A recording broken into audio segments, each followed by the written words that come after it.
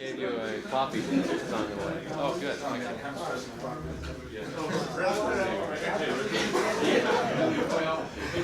Hey, Bob. President? How you doing? Good. Hi, Bob.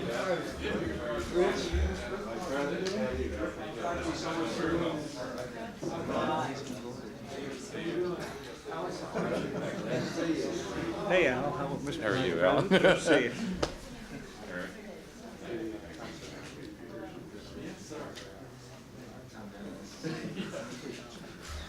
Nice tie, Joe. Well, please take your seats, and I'm going to acknowledge the people who are a part of this commission, and then introduce the president, who will in turn introduce Bob Kerry and Alan Simpson, who will be speaking for Jack Danforth.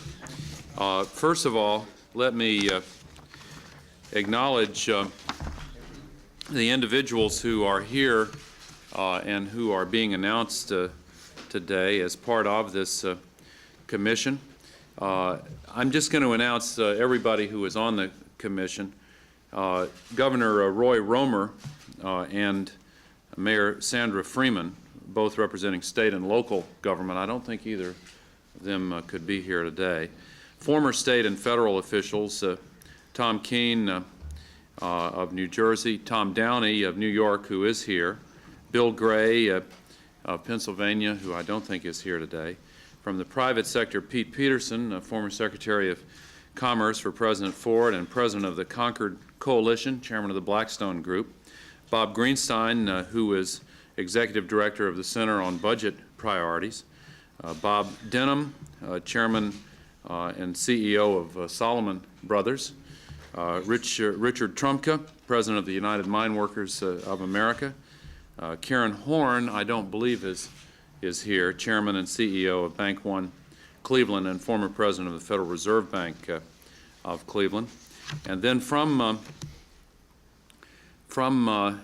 the Congress, in addition to Senator Kerry, who will speak in a moment, and Senator Simpson, who will speak in a moment, and Senator Danforth, the Vice Chair, who is not here, Congressman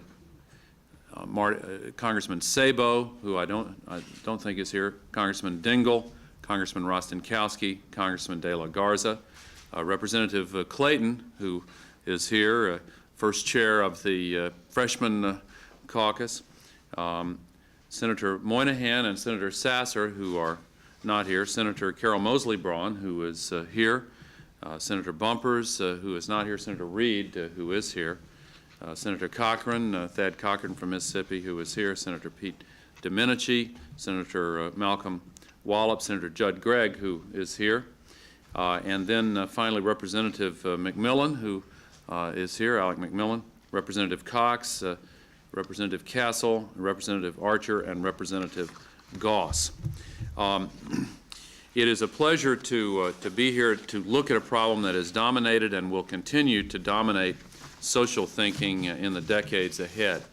As all Americans know, entitlement programs have been among the most important social advances in our country's history, and that's why this commission is so vital.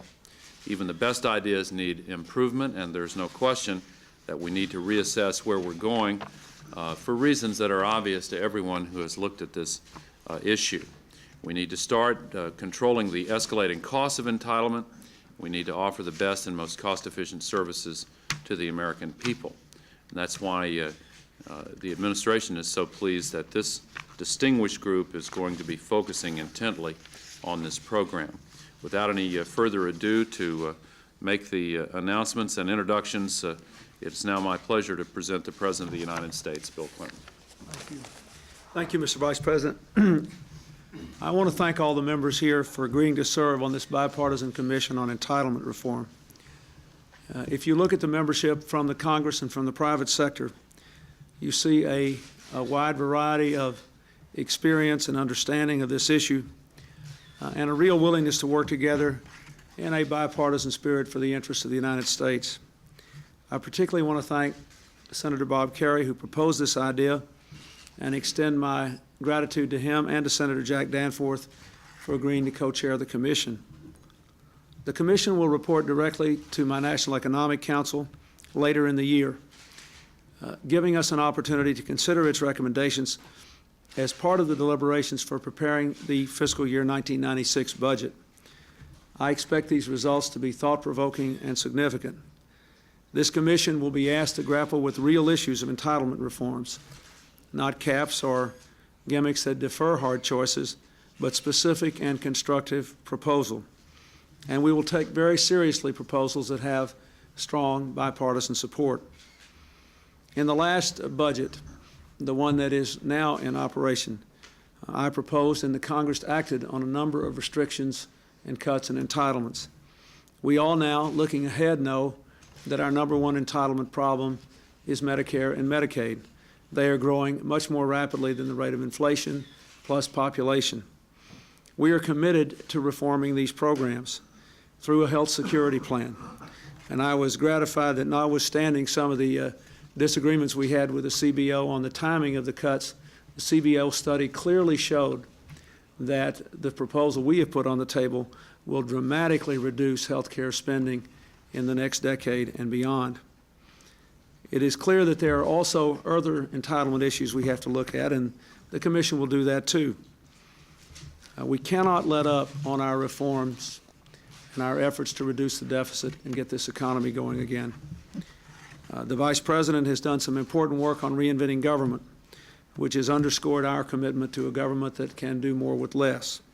We are committed now to a plan that will reduce the federal bureaucracy by 252,000 over the next 5 years. It will be at its lowest level in 30 years. But even if you do that, we can't bring the deficit down unless we deal with other problems. This panel, I expect, will ask and answer the tough questions. This panel, I expect, will do the kind of work that something like the Balanced Budget Amendment can never do. It doesn't ask or answer any of the tough questions, but this panel has had the courage and the willingness to face them, and I thank them for that.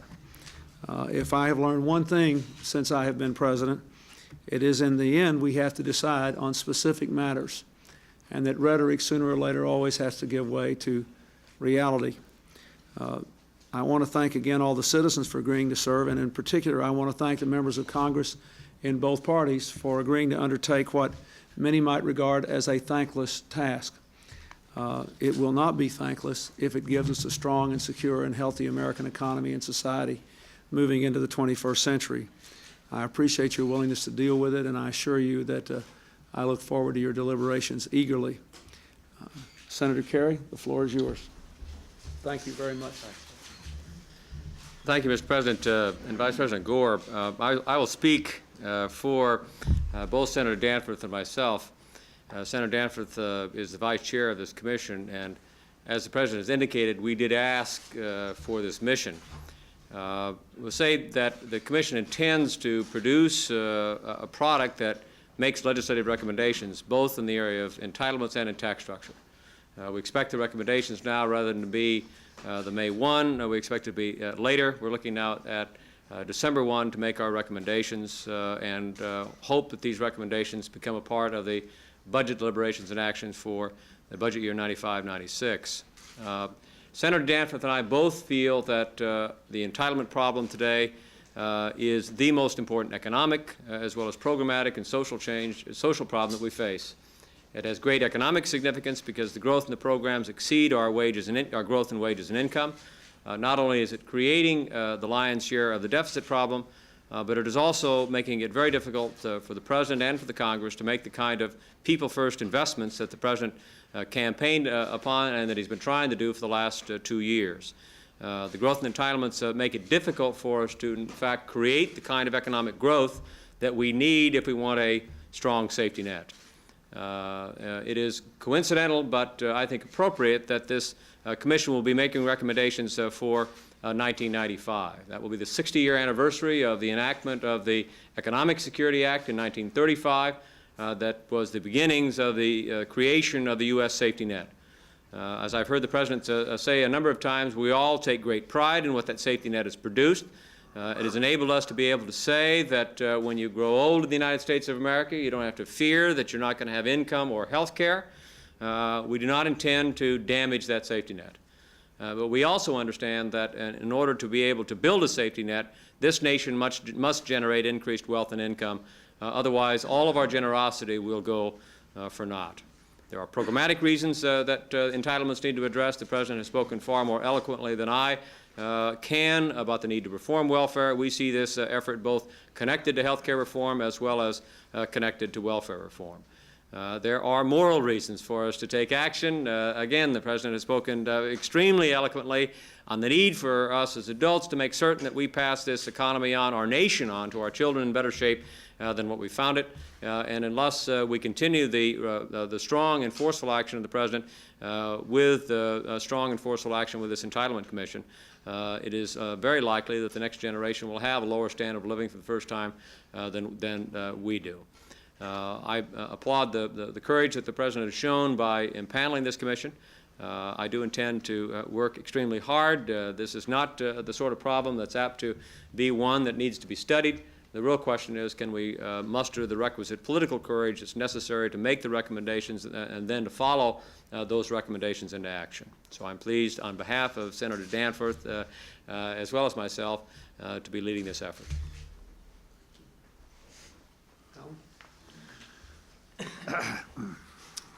Not often in political life does one have the sheer joy of serving on two commissions that are both political no-win monsters.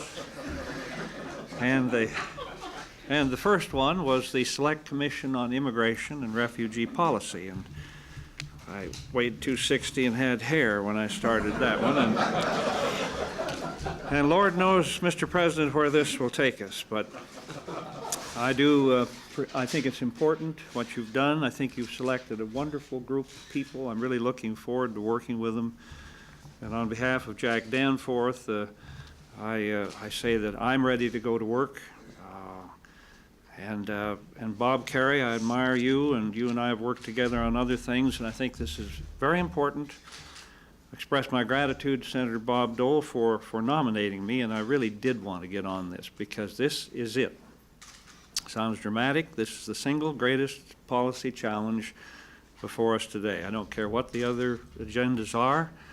You can read what Paul Zongas is telling us, or Warren Rudman, or Pete Peterson, or the Henry Figges, or whatever you want to read, and it's all there. The facts are there. It's whether we have the political will to do it, and we don't do it because you get beat when you do it. So here we go, and you can't make the investments in education and jobs that you want to do. You can't keep tax rates low. You can't relieve the fiscal pressures. You can't do that. And I saw what you're recommending to us with specifically cutting 115 programs. I saw President Bush recommend 294. None of them ever got cut because the constituencies came out of the woodwork. And it only saves you $3 billion or $5 billion or whatever, and yet we watch a cost of living allowance go out every year on Social Security, which is between 18 and 22 billion bucks, with no affluence testing of it whatsoever. That will be one I'll be looking at. I can see the rest of you have passed out.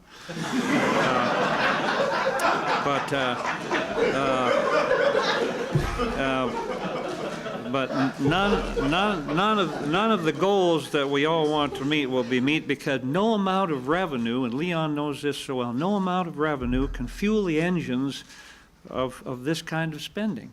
And so in your budget, sir, there's a chapter. I don't know who wrote this. You'll probably want to talk with them. A chapter entitled Generational Accounting. Read it. It says exactly what kind of a tax burden is going to fall on future generations if we do not get this mandatory spending under control. That chapter envisions a future with net tax rates of 82% on generations born from this day forward. That's what it says in that provision. It doesn't have to be that way. It need not be, and I think that when you think we've already promised $14 trillion in benefits to Americans in the early 21st century, that is a bill that this country cannot afford to pay. And half of that is pledged to Americans in the upper half of incomes. And I'm not talking about whacking on them. I'm talking about if we're going to do it, we have to do some affluence testing. That's, again, me speaking. I wouldn't want anyone to go over the cliff with me. But if we're going to do it, I look forward to working with this group, and I know many of you, both sides of the aisle, and we have to do something with the entitlement structure that is fair, sensible, laundered clean of emotional soiling, so we don't have to hear that all day long, and deal honestly with the public who will want to know why we did this to our grandchildren. Thank you very much, Mr. President. Look forward to it. Good luck. Very good. You don't have to sign anything once we get. You did that with the Jerry Garcia town. Yes, I did. It's wetlands. This is the wetlands guy. Go ahead. Jerry Mr. Garcia. President, it seems that in the aftermath of NATO's decision to issue this ultimatum to the Serbs, you're having a very tough time talking to President Yeltsin. Is he deliberately snubbing you? I don't think so. I don't think so, and I expect to talk to him, soon. I don't know, I can't say any more than you already know. Well, what is the problem? I don't know, you'll have to ask them. But we've had a lot of high-level consultations on it. Madeleine Albright's talked to her counterpart. Ambassador Collins is there, even though Ambassador Pickering is here. And we have no reason to believe this, at this point, that there's a serious problem with our going forward. I did receive a letter early yesterday from President Yeltsin that I wanted to be the basis of the telephone conversation, that he initiated this letter with me. And I think we can work through it so that we can go forward. And as you know, I said yesterday, I was hoping he would agree to help get this peace process on track. So I don't know what else to say. Mr. President, you've appointed some people to the commission who advocate deep cuts in Social Security benefits, means testing, and so forth. Does that mean you could go along with that, or do you rule that out before the commission starts its work? Well, I think Senator Kerry said that nobody's really interested in cutting Social Security in terms of the social safety net that we have built up in this country. I want to wait and see what they have to say. You don't, last in my budget, I recommended what amounted to a restriction on the unlimited benefits of very high income people. We, by subjecting more of Social Security income to taxation for the top 12 to 14% of Social Security earners. But no one that I know of has suggested actually cutting the benefits to people who have paid for them. That's not what's at issue here. So let's see what the commission recommends. They're just starting. I don't want to prejudge their deliberations. Mr. President, is NATO prepared to go ahead on Bosnia with airstrikes or other measures without Russia's acquiescence if necessary? Well, we have no reason to, I'll say again, we have no reason to believe that. Keep in mind, everything we have done with NATO is consistent with action the UN has already taken. It's within the umbrella of UN action, and Russia was on the Security Council when that happened. So I don't think we're doing anything inconsistent. There may be people within Russia that don't agree with this at all, but the primary purpose of what we're trying to do is not to get in a fight with the Serbs, but to have NATO protect the integrity of Sarajevo and the innocent civilians who live there while we make an effort, which I hope the Russians will participate in, to get the peace process back on track. Mr. President, why do you think after nearly 2 years and 200,000 deaths, it took this last incident Saturday to get the NATO allies finally to issue this ultimatum to the Serbs? I can't answer that except to say that I think that there was a feeling, first of all, keep in mind, the people who were opposed to this have troops on the ground there in numbers too small to defend themselves from an overwhelming assault. So all along, I think they were sympathetic with the desire to try to use the muscle of NATO to save civilians. What they felt was that they were saving more lives doing what they were doing now. And I think a lot of people, just because the conflict has gone on, a lot of people have lost sight of the fact that the United States has largely carried out and largely paid for the largest humanitarian airlift in history, now longer than the Berlin airlift, that the people with troops on the ground there have put thousands of people's lives at risk to try to keep those highways open and to keep people alive. And I think they just felt that the risks didn't outweigh outweighed the benefits. I think this last horrible incident, coming as it did after a pattern of shelling of Sarajevo, convinced them that what I have always believed about this, that Sarajevo is sort of the Humpty Dumpty of Bosnia. If you ever want it to be put back together again, the country, you've got to keep Sarajevo from total collapse, and you've got to try to save those people if you can. And I think finally They agreed with that, and I applaud them for doing it. But let's not be sanctimonious here. It was harder for them for us because they had their troops on the ground.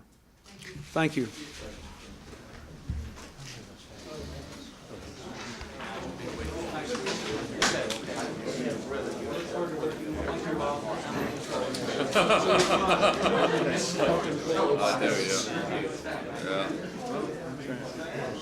I'm ready. We're ready. Here we go.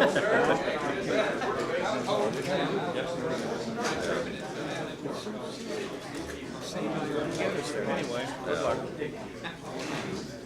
How you doing, Phil?